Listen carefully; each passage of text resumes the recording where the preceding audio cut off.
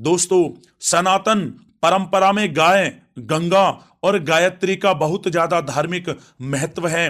मान्यता है कि गौ माता के शरीर पर 33 कोटि देवी देवताओं का वास होता है। गौ माता की सेवा एवं पूजा करने वाले जातक पर इन सभी देवी देवताओं की कृपा बरसती है। गौ सेवा से ना सिर्फ इस जन्म के बल्कि पूर्व जन्म के भी दोष दूर हो जाते हैं। प्रत्येक सुबह जब आपके घर में भोजन बनना प्रारंभ हो तो सबसे पहले बनाई गई रोटी को आप गौ माता के नाम से निकाल दें और भोजन करने से पूर्व गौ माता को इस रोटी को खिलाएं। यदि संभव हो तो काली गाय को खिलाएं। यदि काली गाय ना मिले तो सफेद गाय को भी आप खिला सकते हैं। प्रत्येक पूजा और मांगलिक कार्य में गौ माता या उनसे जुड़ी चीजें जैसे गाय का गोबर, गोमूत्र, गाय का दूध अथवा गाय के दूध से बना घी अवश्य शामिल करें। इससे आपको पुण्य फलों की प्राप्ति होगी। सनातन परंपरा के अनुसार जिस घर में गाय होती है उस घर से जुड़े सभी वास्तु दोष स्वतः ही समाप्त हो जाते हैं। किसी भी पूजा में गाय से प्राप्त पंचांगव्य युक्त पदार्थ का उपयोग अवश्य शामिल करें, क्योंकि पंचांगव्य के बिना कोई भी पूजा पाठ और हवन सफल नहीं होता। जहाँ दोस्तों, गो कृपा पाने के लिए प्रतिदिन, सप्ताह अथवा महीने में परिवार समेत एक बार गौशाला जाने का नियम जरूर बनाएं और वहां गाय को हरा चारा जरूर खिलाएं। इससे आपको शुभ फलों की प्राप्ति होगी और साथ ही साथ गौ सेवा और गौ पूजा से 9 ग्रह शांत हो जाते हैं और इनसे जुड़े दोषों का निदान हो जाता है। गर्मियों में गौ माता को पानी पिलाएं और सर्दी में गौ माता को गुड़ अवश्य खिलाएं। ध्यान रखें कि गर्मियों में गाय को गुड़ ना खिलाएं। अनेक देवी देवताओं को अपने शरीर पर धारण करने वाली गौ माता से जुड़े कई शुभ और अशुभ संकेत भी होते हैं। मसलन, गाय का दूध दुहाते समय यदि गाय ठोकर मार दे और सारा दूध बिखर जाए तो अपशगुन होता है। यदि कोई यात्रा पर निकल रहा हो और गाय अपने बछड़े को दूध पिलाती सामने आ जाए तो निश्चित रूप से जिस यात्रा के लिए आप निकले हैं वह यात्रा आपके लिए अवश्य ही सफल होगी और वह काम जिसके लिए आप निकले हैं वह अवश्य ही पूर्ण होगा। यात्रा पर जाते समय बाईं ओर गाय की आवाज आना और रात्रि में गाय की हुंकार करना भी शुभ होता है। दोस्तों, साथ ही साथ गाय के साथ आप भूलकर भी ये काम ना करें, अन्यथा मिलता है घोर नरक और जीवन भर की परेशानियां। जय दोस्तों, गाय को राष्ट्रीय पशु बनाए जाने और इन्हें मौलिक अधिकार दिए जाने की बात हो रही है तो सवाल उठता है कि गाय जब भारतीय संस्कृति का अहम हिस्सा है तब भी गाय के साथ लोग खराब व्यवहार कैसे कर लेते हैं।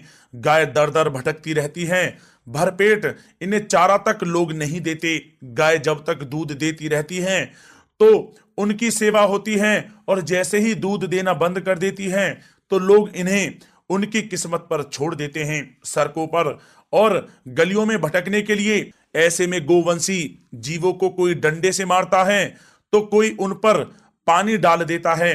कभी वाहनों से इन्हें ठोकर लग जाती है तो कभी बीमार होकर बेचारी ये गाय दम तोड़ देती हैं। ऐसे में जरूरत है इन बातों को जानने की कि गाय को लेकर शास्त्रों में क्या कहा गया है, गाय के साथ आपको कैसा व्यवहार करना चाहिए।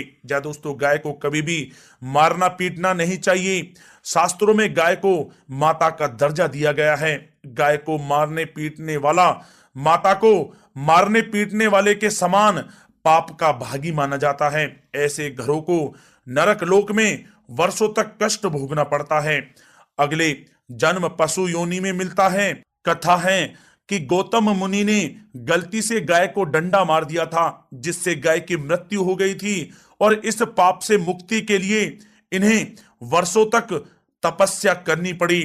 भगवान श्री कृष्ण जी ने बैल स्वरूप में आए वृत्तासुर का वध कर दिया था जिससे मुक्ति के लिए भगवान श्री कृष्ण को संपूर्ण तीर्थों को एक कुंड में बुलाना पड़ा और इस कुंड में स्नान से वह पाप मुक्त हो गए थे। या दोस्तों, साथ ही साथ जो लोग पानी पी रही गाय को भगाते हैं वे घोर पापी के भागी बनकर नरक भोगते हैं, ऐसा पुराणों में बताया गया है। जबकि जो लोग गाय के लिए प्याऊ और चारा घरा बनवाते हैं वह महाभाग्यवान होते हैं। ऐसे लोग घोर पाप से मुक्त होकर स्वर्ग पा जाते हैं और बड़े ही धनवान कुल में जन्म लेकर सुख भोगते हैं। और साथ ही साथ आराम कर रही गाय को कष्ट देकर कभी भी उठाना नहीं चाहिए। कहते हैं कि जिस स्थान पर गाय बैठी है वहां से नकारात्मक ऊर्जा समाप्त हो जाती है।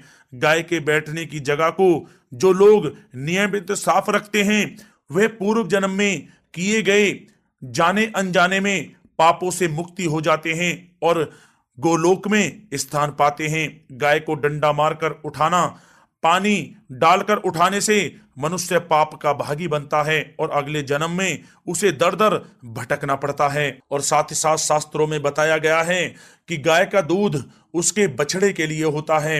गाय के बछड़े से बचा हुआ दूध ही मनुष्य को लेना चाहिए, लेकिन कुछ लोग एक बार गाय को दूह लेने के बाद फिर से बछड़े के लिए बचा हुआ दूध भी दूह लेते हैं। ऐसा करना घोर पाप कहा जाता है। ऐसे दूध को दुहाने वाला और ग्रहण करने वाला दोनों ही पाप के भागी बन जाते हैं। दोस्तों, साथ ही साथ शास्त्रों में कहा गया है कि गोवंश यानी गाय और बैल के पीठ पर नहीं बैठना चाहिए। इनके पीठ पर बैठने से महापाप लगता है।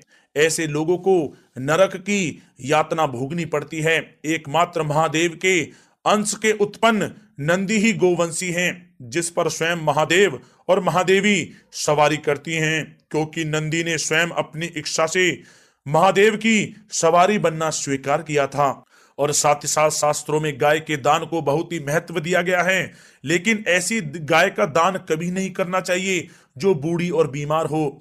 कठोपनिषद में नचिकेता की कथा भी इस संदर्भ में है कि जिस नचिकेता ने पिता द्वारा बूढ़ी गाय को दान करने पर आपत्ति जताई थी, दूध देने वाली और बछड़े सहित जो लोग गाय का दान करते हैं वह महान पुण्य को प्राप्त करके स्वर्ग में स्थान पाते हैं। दोस्तों, साथ ही साथ सूर्य, चंद्र, मंगल या शुक्र की युति राहु से हो तो पितृ दोष होता है। यह भी मान्यता है कि सूर्य का संबंध पिता से एवं मंगल का संबंध रक्त से होने के कारण सूर्य यदि शनि, राहु या केतु के साथ स्थित हो या दृष्टि संबंधी हो तथा मंगल की युति राहु या केतु से हो तो पितृ दोष होता है।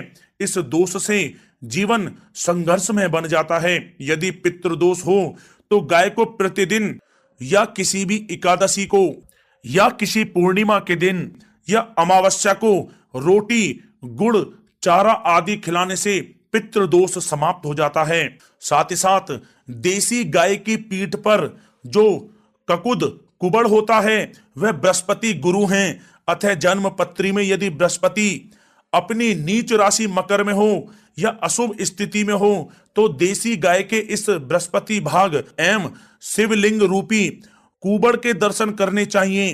गुड़ तथा चने की दाल रखकर गाय को रोटी भी दें, इससे आपको शुभ फलों की प्राप्ति होगी। और साथ ही साथ यदि आप रास्ते में जा रहे हों और सामने से गौ माता आती हुई दिखाई दें तो गौ माता को आप अपनी दाहिनी ओर से जाने देना चाहिए। आपकी यात्रा अवश्य ही सफल होगी। और साथ ही साथ यह संकेत भी जान लें, यदि आप यात्रा पर जा रहे हैं और सामने आपके गाय पड़ जाए अथवा अपने बछड़े को दूध पिलाती हुई सामने गाय दिखाई दे जाए तो समझ जाना कि वह यात्रा आपके लिए अवश्य ही सफल होगी। और साथ ही साथ जिस घर में गाय होती है उसमें वास्तु दोष स्वतः ही समाप्त हो जाता है। और साथ ही साथ आपको बता दें कि गाय को आप जो भी रोटी बनाएं प्रतिदिन ताजी रोटी ही बनाएं। गाय को अगर आपने रोटी बनाई है तो कोशिश करें कि उस रोटी को आप तुरंत ही गाय को दे दें। अगर आप उस रोटी को रख देंगे और उस रोटी को अगले दिन देंगे तो वह रोटी बासी मानी जाएगी।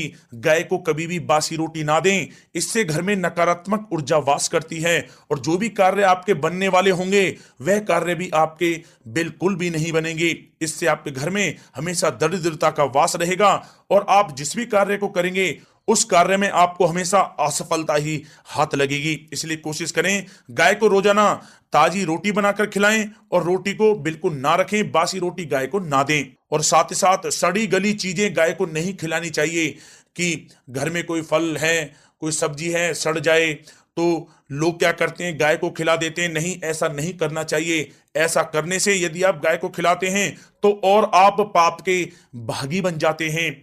आप बिल्कुल भी सड़ी गली चीजें गाय को ना खिलाएं। और साथ ही साथ आप आटे की 11 लोइयां बनाकर उनके ऊपर हल्दी लगाएं। इसके बाद आप उन 11 लोइयों को एक एक करके गाय को खिलाएं।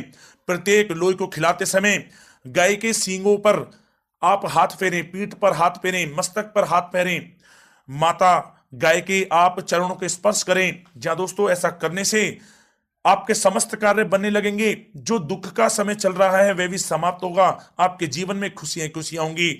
और एक बार आप 7 बार गाय की परिक्रमा भी कर लें तो आपके समस्त कार्य पूर्ण होंगे। और साथ ही साथ आप गाय को जब भी रोटी दें, रोटी पर या तो आप थोड़ी हल्दी लगा लें या थोड़ा गुड़ रख लें।